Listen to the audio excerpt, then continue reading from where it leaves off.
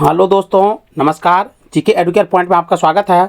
दोस्तों, आज हम लोग दक्षिण भारत के प्रमुख राजवंशों में से एक महत्वपूर्ण राजवंश है चोल राजवंश। चलिए, चोल राजवंश से जुड़े हुए जो तथ्य दिए गए हैं उन तथ्यों को एक एक करके देखते हैं। चलिए आरंभ करते हैं। चोल राजवंश 9वीं शताब्दी में चोल वंश पल्लवों के ध्वंसावशेष पर स्थापित हुआ था। यानी कह रहा है कि जिस क्षेत्र पर पहले पल्लव वंश शासन करते थे, उसी जब पल्लव वंश का अंत हो जाता है, पतन हो जाता है, समाप्त हो जाता है, तो उसके जो अवशेष थे, उनके जो क्षेत्र थे, उन पर एक नए वंश का उदय होता है और वो वंश है चोल वंश।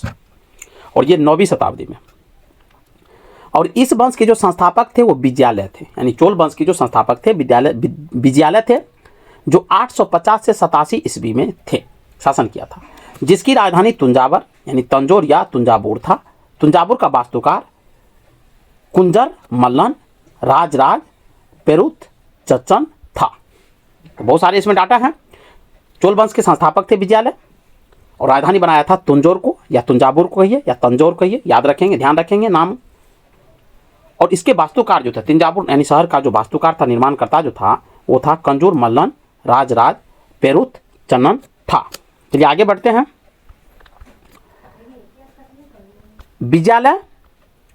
विजयालय ने नर केसरी की उपाधि धारण की। बहुत इंपॉर्टेंट है, नर केसरी की उपाधि धारण करता है विजयालय। और निशुंभ सुदनी देवी मंदिर बनवाया था। पूछा जा सकता है, पूछा तो नहीं गया है अभी तक, हो सकता है पूछा गया हो किसी वनडे एग्जाम में, पीसीएस में नहीं पूछा गया है। निशुंभम सुदनी देवी का मंदिर बनवाया। चोलों का स्वतंत्र राज आदित्य प्रथम ने स्थापित किया था। चोलों का स्वतंत्र राज आदित्य प्रथम ने स्थापित किया। पल्लवों पर विजय पाने के उपरांत आदित्य प्रथम ने कोदंडराम की उपाधि धारण की। कह रहा है पल्लवों पर विजय पाने के बाद आदित्य प्रथम ने, क्योंकि पल्लव राजवंश उससे पहले शासन करता था, उन पर विजय प्राप्त करता है आदित्य प्रथम ने, और स्वतंत्र रूप से चोल राजवंश की स्थापना हो जाती है। लेकिन आदित्य प्रथम जब पल्लव पर विजय प्राप्त करता है तो वह एक उपाधि धारण करता है, उसका नाम है कोदंडराम। तकोलम के युद्ध में राष्ट्रकूट नरेश कृष्ण तृतीय ने परांतक प्रथम को पराजित किया, और इस युद्ध में परांतक प्रथम का बड़ा लड़का राजादित्य मारा गया। राजराज प्रथम ने श्रीलंका पर आक्रमण किया, और चोल राजवंश जो वर्तमान में तमिलनाडु का क्षेत्र देखते हैं, यहीं पर चोल राजवंश था। तो वहां से तो श्रीलंका नजदीक था। तो राजराज प्रथम जो था, ये चोल वंश के शासक थे, ये श्रीलंका पर आक्रमण करता है, और वहां के राजा महिम पंचम को भगाकर श्रीलंका के दक्षिण जिला रोहन में शरण लेनी पड़ी। कह रहा है राजराज प्रथम जो चोल शासक था, वो श्रीलंका पर आक्रमण करता है, और श्रीलंका पर जब आक्रमण किया जिन क्षेत्र पर, तो वहाँ के राजा थे महिम पंचम। वो भाग जाता है और श्रीलंका के दक्षिण जिला रोहन चला जाता है अपनी जान बचाने के लिए, वहाँ शरण लेता है। राजराज प्रथम श्रीलंका के विजित प्रदेशों को चोल साम्राज्य का एक नया प्रांत मुंडी चोल मंडलम, राजधानी था पोलन रुबा, बनाया। राजराज प्रथम ने श्रीलंका के जिन क्षेत्रों को जीतता है और उसे साम्राज्य का एक नया प्रांत बनाता है चोल साम्राज्य का, और उसका नाम रखता है मुंडी चोल मंडलम, और उसकी राजधानी बनाता है पोलन रुबा। राजराज प्रथम शैव धर्म का अनुयायी था, यानी भगवान शिव की पूजा आराधना करते थे। इसने तंजौर में राजराजेश्वर मंदिर बनवाया था। बहुत इंपॉर्टेंट है ये बात कि राजराज प्रथम ने ही राजराजेश्वर मंदिर बनवाया था। कहाँ? तो तंजौर में। चोल साम्राज्य का सर्वाधिक विस्तार जो है राजेंद्र प्रथम के शासनकाल में हुआ था। और ये भी ध्यान रखेंगे कि चोल साम्राज्य के सबसे योग्य शासक जो थे वो राजेंद्र प्रथम ही थे। तो चोल साम्राज्य का सर्वाधिक विस्तार, सबसे बड़ा साम्राज्य जो था बना, वो राजेंद्र प्रथम के ही शासनकाल में बना। बंगाल के पाल शासक महिपाल को पराजित करने के बाद राजेंद्र प्रथम ने गंगेकोंड चोल की उपाधि धारण की, और नवीन राजधानी गंगेकोंड चोलपुरम के निकट चोल गंगम नामक विशाल तालाब का निर्माण करवाया। कह रहा है कि राजेंद्र प्रथम जो था, उसने बंगाल के शासक था महिपाल, उसको हराता है, और उसको हराने के बाद गंगेकोंड चोल का उपाधि धारण करता है, और एक नया राजधानी बनाता है गंगेकोंड चोलपुरम को निकट चोल गंगम में, और वहीं पर एक विशाल तालाब भी बनाता है। आगे बढ़ते हैं। चोल काल में भूमि के प्रकार। अब चोल राजवंश जब शासन करता था तो उस समय भूमि को कितने भागों में बांटा गया था, तो चलिए देख लेते हैं। बेलन बगाई गैर ब्राह्मण किसान स्वामी की भूमि, यानी जो ब्राह्मण, गैर ब्राह्मण का मतलब जो ब्राह्मण नहीं थे और किसान थे, उनकी भूमि को बेलन बगाई कहा जाता था। ब्रह्मदेव ब्राह्मणों को उपहार में दी गई भूमि। चोल काल में ब्राह्मण जो पूजा पाठ करते थे, कर्मकांड जो संपन्न कराते थे, तो उसके बदले दक्षिणा में उपहार स्वरूप समझिए भूमि दी जाती थी और उनको कहा जाता था ब्रह्मदेव। याद रखेंगे, बहुत इंपॉर्टेंट है। साला भोग किसी विद्यालय के रखरखाव की भूमि। साला भोग जो था, ये कहता है कोई स्कूल था, स्कूल हुआ करता था और स्कूल के संचालन के लिए पैसे की जरूरत होती थी, तो स्कूल के संचालन के लिए जो पैसे आता था तो उनको भूमि दिया जाता था और उस भूमि से जो पैसे आता था तो उसको साला भोग कहा जाता था। यानी जो भूमि विश्वविद्यालय को दिया जाता था, विद्यालय को, कि इस भूमि की उपज से, इस भूमि पर जो आय प्राप्त होगा उस आय से विद्यालय का संचालन होगा, तो उस भूमि को साला भोग कहा जाता था। आगे है देवदान या तिरुनम टडकनी, मंदिर को उपहार में दी गई भूमि। जो भूमि मंदिर को उपहार में दी जाती थी उसे देवदान कहा जाता था। पलिचंदम जैन संस्थाओं को दान में दी गई। जैन जो संस्थान होते थे, जैन धर्म इस समय काफ़ी फल फूल रहा था दक्षिण भारत में, तो जैन संस्था जो था उनको जो भूमि दिए जाते थे तो उनको पलिचंदम कहा जाता था। गजनी का सुल्तान मोहम्मद राजेंद्र प्रथम का समकालीन था। कह रहा है तो उस समय जो गजनी वंश पर जो शासन करता था महमूद, तो वो राजेंद्र प्रथम जो चोल वंश के शासक थे उसी के काल में था, तो दोनों का समय पीरियड एक ही है, इसीलिए उसका समकालीन था। राजेंद्र द्वितीय ने प्रकेसरी एवं वीर राजेंद्र ने राजकेसरी की उपाधि धारण की। चोल वंश का अंतिम राजा राजेंद्र तृतीय था। राजेंद्र द्वितीय ने प्रकेसरी की एवं वीर राजेंद्र ने राजकेसरी की उपाधि धारण की और चोल वंश का जो अंतिम राजा था वो राजेंद्र तृतीय था। बहुत इंपॉर्टेंट है, याद रखेंगे। चोलों एवं पश्चिमी चालुक्य के बीच शांति स्थापित करने में गोवा के कदम शासक जयकेसर प्रथम ने मध्यस्थता की भूमिका निभाई थी। इससे स्पष्ट होता है कि चोलों और पश्चिम के जो चालुक्य वंश थे, दोनों के बीच क्षेत्र को लेकर के लड़ाई थी, तनाव था, शत्रुता थी, और दोनों के बीच संबंध स्थापित करने के लिए जो गोवा के साथ कदम शासक थे, कदम वंश जो शासन कर रहा था गोवा पर उस समय, और उसके शासक का नाम था जयकेश, उसने मध्यस्थता की, मित्रता के भाव से दोनों को मिलाने का काम किया, शत्रुता कम करने का प्रयास किया। विक्रम चोल अभाव एवं अकाल से ग्रस्त गरीब जनता से राजस्व वसूल कर चिदम्बरम मंदिर का विस्तार करवा रहा था। विक्रम चोल जो था उसके समय में अभाव एवं अकाल था और उससे ग्रस्त गरीब जनता से राजस्व वसूल कर, यानी विक्रम चोल जब शासन कर रहा था तो अकाल आया था, अभाव था, लोगों की दशा बहुत खराब थी, गरीबों की दशा बहुत खराब थी, फिर भी वो क्या करता था, गरीब जनता से टैक्स वसूल कर रहा था और चिदम्बरम मंदिर का विस्तार करवा था, मंदिर के निर्माण में लगा रहा था, मंदिर को भव्य बना रहा था। ये कहीं से उचित नहीं है। चलिए आगे बढ़ते हैं। कोलुतुंग द्वितीय ने चिदम्बरम मंदिर में स्थित गोविंद राज यानी विष्णु की मूर्ति को समुद्र में फेंकवा दिया था। इंपॉर्टेंट है, ये पूछे गए प्रश्न है। कोलुतुंग द्वितीय ने चिदम्बरम मंदिर में जो स्थित गोविंद राज का मतलब विष्णु की जो मूर्ति थी उसको समुद्र में फेंकवा दिया था। कालांतर बाद में वैष्णव आचार्य रामानुजाचार्य ने उक्त मूर्ति का पुनरुद्धार किया और उसे तिरुपति के मंदिर में प्राण प्रतिष्ठित किया। कह रहा है जब उसने फेंकवा दिया कोलुतुंग द्वितीय ने, तो बाद में जो वैष्णव आचार्य थे रामानुजाचार्य, उसने उस मूर्ति को उठा के लाता है और पुनः तिरुपति की जो मंदिर है उसमें उसको स्थापित करके उसकी प्राण प्रतिष्ठा करता है। चलिए आगे बढ़ते हैं।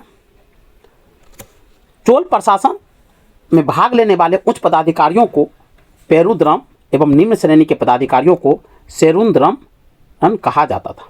यानी चोल का जो प्रशासन था वो बहुत ही विस्तृत था और उसमें जो भाग लेने वाले जो ऊंचे पद के पदाधिकारी थे उसके पेरुद्रम कहा जाता था और छोटे स्तर के जो पदाधिकारी हुआ करते थे उसके सेरुद्रन कहा जाता था।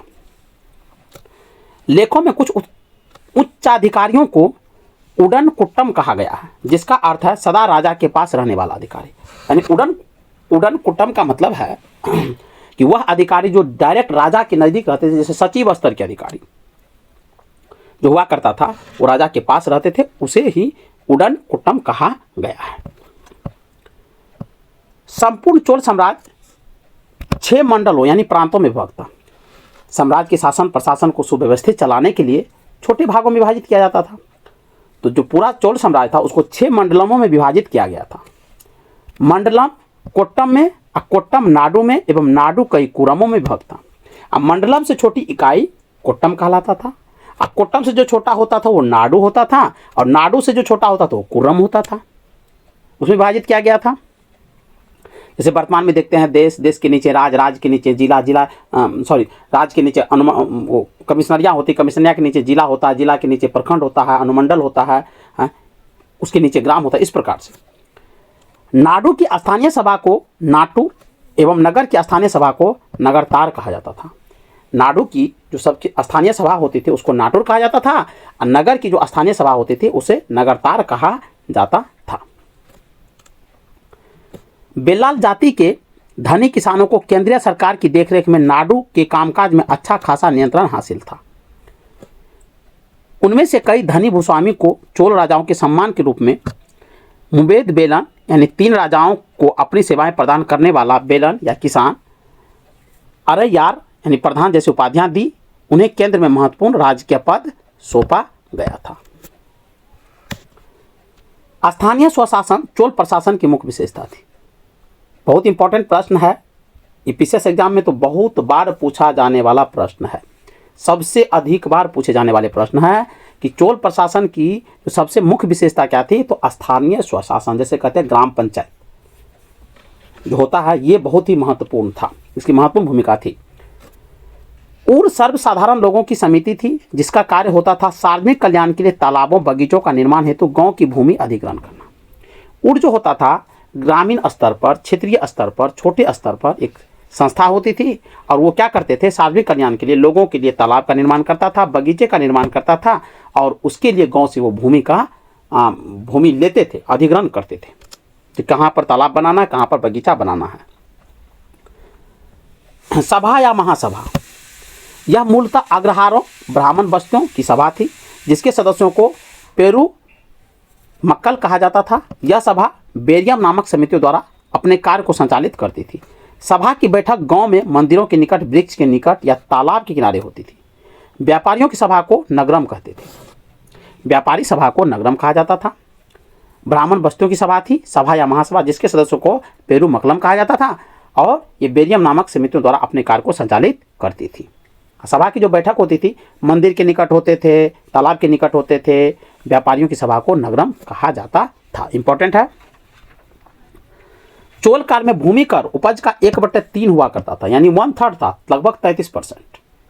याद रखेंगे 33% भी 1/3 ना पूछ करके ये पूछ लेंगे, 33% दे देंगे ऑप्शन में। तो चोल काल में भूमि कर उपज का 1/3 भाग हुआ करता था। गांव में कार्य समिति की सदस्यता के लिए जो वेतनभोगी कर्मचारी रखे जाते थे उन्हें मध्यस्थ कहते थे।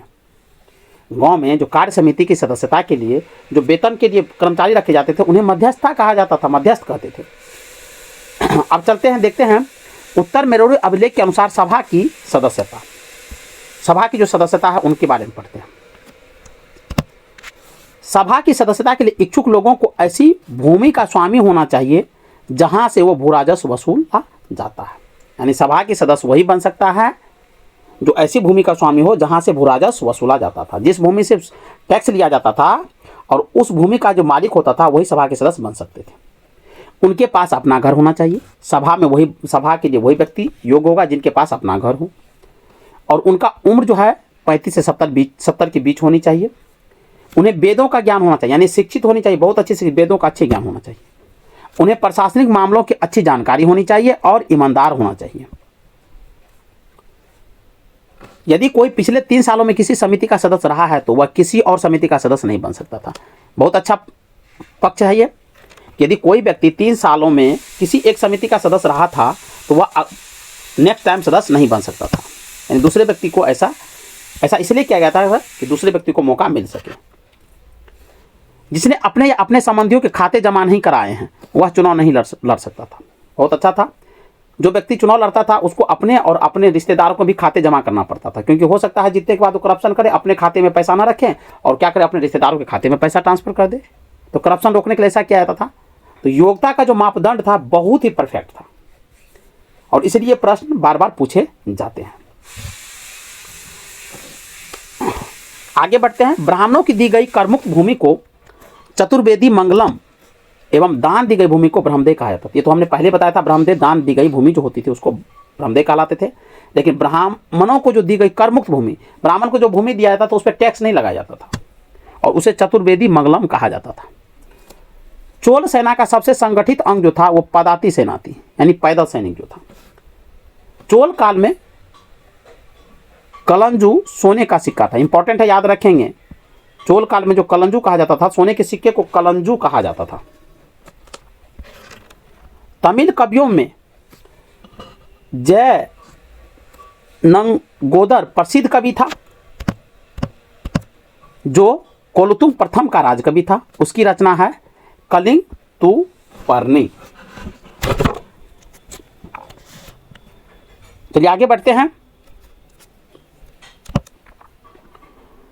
कंबन, उट्ट, टकुटन और पुंगलेंदी को तमिल साहित्य का और पंप, पोन एवं रन कन्नड़ साहित्य का त्रिरत्न कहा जाता है। याद रखेंगे। पर्सी ब्राउन ने तंजौर के बृहदेश्वर मंदिर का विमान को भारतीय वास्तुकला का निकष माना है। बहुत इंपॉर्टेंट प्रश्न बनता है यहाँ से। पर्सी ब्राउन ने तंजौर के जो बृहदेश्वर मंदिर है उसके जो विमान ऊपर बनाए जाते थे, मंदिर की एक डिजाइन हुआ करती थी, उसको भारतीय वास्तुकला का निकष माना जाता है। और चोलकालीन नटराज प्रतिमा को चोल काल का सांस्कृतिक सार या निचोड़ कहा गया है। यानी नटराज की जो प्रतिमा बनाई गई थी वो चोल काल में ही बनाई गई थी, जो कि बहुत ही भव्य और बहुत ही सुंदर है। तो इसे ही सांस्कृतिक सार का निचोड़ कहा गया है। चोल कांस्य प्रतिमाएं संसार की सबसे उत्कृष्ट कांस्य प्रतिमाओं में गिनी जाती है।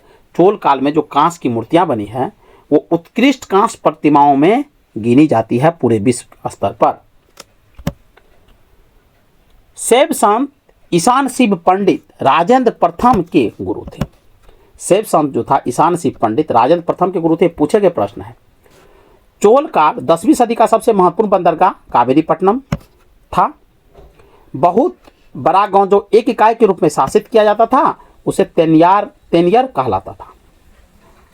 जो बड़ा गांव था इकाई के रूप में शासित होता था वो तेनियर कहलाता था। उत्तर मेरुरु शिलालेख जो सभा संस्था का विस्तृत वर्णन उपस्थित करता है परांतक प्रथम के शासनकाल से संबंधित है। तो ये प्रश्न बहुत इंपॉर्टेंट बनता है। उत्तर मेरुरु शिलालेख किससे संबंधित है? तो ध्यान रखेंगे ये परांतक प्रथम से संबंधित हैं। चलिए आगे बढ़ते हैं। चोलों की राजधानी कालक्रम के अनुसार थी। तो देखिए समय समय पर चोल की राजधानी बदला है। तो पहले उरैयूर था, बाद में तंजौर, फिर गंगैकोंड, चोलपुरम, उसके बाद कांची। तो ध्यान रखेंगे, ऐसे सीक्वेंस पे याद कर लेंगे। चोल काल में सड़कों की देखभाल बगान समिति करती थी। स्थानीय प्रशासन इसके अच्छे थे। स्थानीय प्रशासन को ही कई भागों में बांटा गया था जो सभा था। चोल काल में सड़कों की देखभाल बगान समिति करती थी। चोल काल में आम वस्तुओं के आदान प्रदान का आधार धान था। आम वस्तु का जो आदान प्रदान होता था वो धान के माध्यम से होता था। चोल काल में विशाल व्यापारी समूह निम्न थे। विशाल जो व्यापारियों का जो समूह था, टोली था, उसमें था बलंजियार, नानादेशी एवं मणिग्रामम। याद रखेंगे, पूछे गए प्रश्न पूछे जाते हैं। विष्णु के उपासक अलबार व शिव के उपासक नैनार संत कहलाते थे। तो भगवान विष्णु की जो उपासना करते थे वो अलबार कहलाते थे और शिव की जो उपासना करते थे वो नैनार संत कहलाते थे। तो आज के वीडियो में बस इतना ही। मिलते हैं नेक्स्ट वीडियो में, तब तक के लिए जय हिंद। आप चैनल पे नहीं हैं तो चैनल को